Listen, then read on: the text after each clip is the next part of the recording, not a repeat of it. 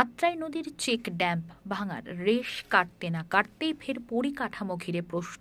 এবার বালুরঘাট ব্লকের জলঘর গ্রাম পঞ্চায়েতের রাধানগর ব্রিজে ধরা পড়ল ফাটল।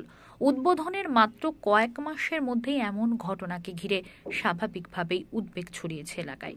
শনিবার সকালেই ব্রিজের একাংশে ফাটল নজরে আসতেই পুলিশ প্রশাসন তড়িঘড়ি যাতায়াত বন্ধ করে দেয়।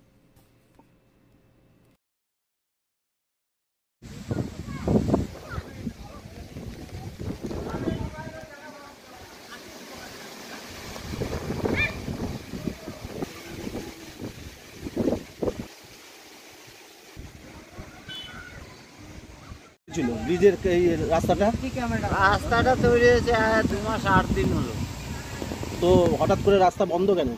বন্ধ, পুলিশ এসে বন্ধ করলো। প্রথমে ঠিকাদার আসলো, ঠিকাদার এসে পুলিশকে ফোন করলো, এসে তো টোটাল যাতায়াতই বন্ধ করে দিচ্ছিল, কিন্তু পাবলিক খুললো।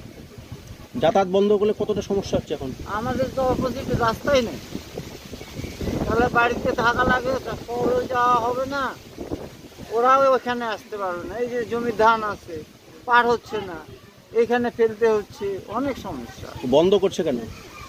ওইটাই তো বললাম, তো বলছে যদি অ্যাক্সিডেন্ট হয়, মানে ব্রিজ রাস্তা ভেঙে যেতে পারে, তো ভাঙে যেতে পারে।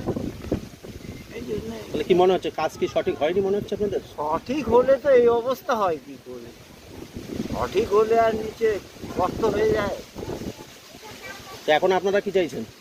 এখন সুস্থভাবে ভালো কাজ হোক, বা কি করবে সরকার, এটা তো সম্পূর্ণ সরকারের।